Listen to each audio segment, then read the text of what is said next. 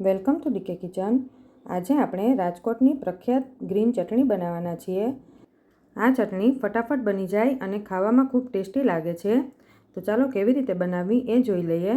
એના માટે અડધો કપ કાચા સિંગના દાણા મેં 15 મિનિટ પલાળી રાખ્યા હતા।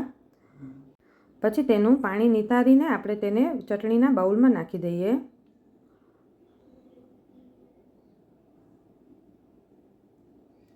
ચાર તીખા લીલા મરચાં લીધા છે તે પણ એડ કરી દઈએ। મીઠું 1 નાની ચમચી અથવા સ્વાદ પ્રમાણે એડ કરી દેવાનું। 2 લીંબુનો રસ એડ કરી દેવાનો। જો લીંબુ નાના હોય તો 3 નાખી દેવાના। આ ચટણીમાં થોડી ખટાશ અને થોડું ખારાશ હોય તો વધારે મજા આવે। 1/4 ટીસ્પૂન જેટલી હળદર એડ કરી દઈએ। 2 થી 3 ચમચી જેટલું જ પાણી એડ કરીને આપણે તેને પીસી લેવાની છે। તો આપણી ચટણી એકદમ સરસ પીસાઈ ગઈ છે। આપણે તેને એક બાઉલમાં કાઢી લઈએ। આ ચટણી તમે કોઈ પણ ચાટ અથવા વેફર સાથે પણ ખાઈ શકો છો। તો તૈયાર છે આપણી રાજકોટની ફેમસ ચટણી। તમે પણ ઘરે જરૂરથી એકવાર ટ્રાય કરજો। જો તમને મારો વિડીયો ગમ્યો હોય તો લાઈક, શેર અને સબસ્ક્રાઈબ જરૂર કરજો।